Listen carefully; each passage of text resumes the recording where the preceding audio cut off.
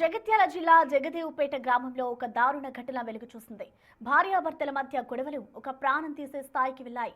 మల్లారెడ్డి అనే వ్యక్తికి అతని భార్య పద్మకు మధ్య కొంతకాలంగా గొడవలు జరుగుతున్నాయి. దీంతో పద్మ తన పిల్లలను తీసుకుని పుట్టింటికి వెళ్లిపోయింది.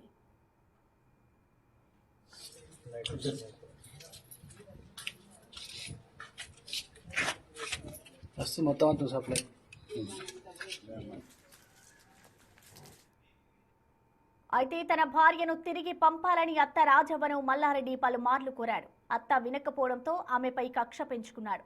ఎలాగైనా ఆమెను హతమార్చాలని పథకం వేసి ఎవరూ లేని సమయంలో రాజవ్వ ఇంటి తలుపులకు విద్యుత్ తీగలను అమర్చాడు.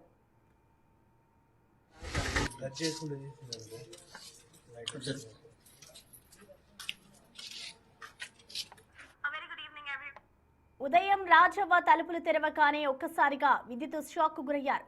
అదృష్టవశాత్తు షాక్ తక్కువగా తగలడంతో ఆమె ప్రాణాలతో బయటపడింది. ఇటు ఘటనపై బాధితురాలు పోలీసులకు ఫిర్యాదు చేయగా నిందితుడు మల్లారెడ్డిని అదుపులోకి తీసుకున్నారు. కుటుంబ కలహాలు ఈ రకంగా ప్రాణాల మీదకు రావడం స్థానికంగా చర్చనీయాంశమైంది.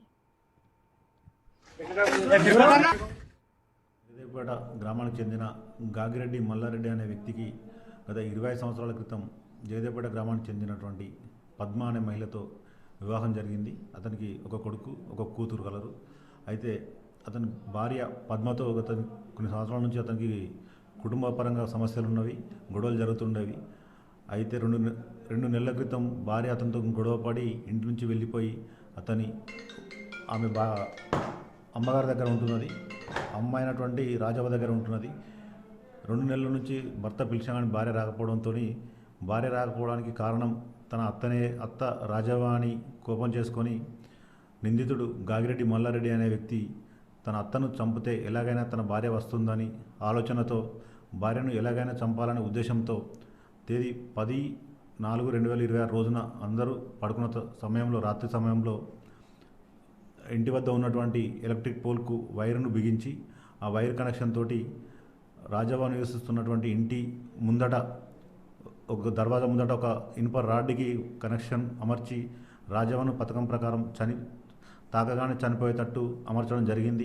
అయితే ఉదయం లేచినటువంటి రాజవ్వ దాన్ని కాలుకు ఏదో కరెంట్ షాక్ తగిలినట్టు అనుమానం చేసి కేకలు వేయగా చుట్టుపక్కల వాళ్ళు వచ్చి చూడగా అక్కడ రాజవ్వను చంపడానికి పథకం ప్రకారం చంపడానికి అమర్చినటువంటి ఇనుపరాడ్లు కలవు. దాన్ని చుట్టుపక్కల వాళ్ళు గమనించి పోలీస్ స్టేషన్లో రాజవ్వ ఫిర్యాదు చేయగా కేసు నమోదు చేసి గాగిరెడ్డి మల్లారెడ్డి అనే వ్యక్తిపై కేసు నమోదు చేయడం జరిగింది. కేసు నమోదు చేసి అట్టి వ్యక్తిని అదుపులోకి తీసుకొని విచారించగా అతడు నేరాన్ని ఒప్పుకున్నాడు. బిడ్డని కొట్టినాక నా ఇంటికి వచ్చింది. నా ఇంటికి వస్తే మరి నేను తల్లిని ఉంచుకోవద్దా? ఉంచుకుంటే నీ ఇంటికాడ ఎట్లా ఉంచుకున్నావా అని ఇంటి విని గొడ్డలు అందుకొని వచ్చిండు. గొడ్డలు అందుకొని వచ్చిన వాళ్ళు ఈడికి వెళ్ళి ఆయనతో మా తమ్ముడు తోలుకొని పోయిండు గొల్లపల్లికి. అక్కడనే బతుకుతుంది. అక్కడ కూడా చుట్టూ తిరుక్కుంటే దాన్ని ఎక్కడ దొరుకుతా అక్కడ నరుకుతా అనుకుంటా తిరుగుతుండు. నన్ను చంపుతాడట. మొదలు నన్ను చంపి దాన్ని చంపుతాడట. ఎట్లా దొరుకుతలేదా అని ఇక్కడ కరెంట్ షాక్ పెట్టిండు. కరెంట్ షాక్ పెట్టి చంపేయకం చేసిండు. నేను దొరుకుతలేను. ఇక ఇట్లా చేస్తుండు. మమ్మల్ని ఎన్ని రోజులున్నా మమ్మల్ని చంపని విడిచిపెట్టాడట. నేను ఆడ దర్వాజా కాడికి పోయి తలుపులు తీసి గిట్లా తొంగి చూస్తాను. తొంగి చూడంగానే ఈ కాలు కంటింది. అంటిన వాళ్ళేమో జల్లు అనడాని దర్వాజా పట్టుకొని అటు మొగ్గన్నా నేను ఇటు వెనకకు గుంజుకొని ఇది పామా ఏంటిది అని చూసి పిల్లల రమ్మన్నా. పిల్లలు వచ్చి లైట్ పట్టిండ్రు చూసే వరకు అమ్మ ఇది కరెంటు షాక్ పెట్టిండ్రమ్మ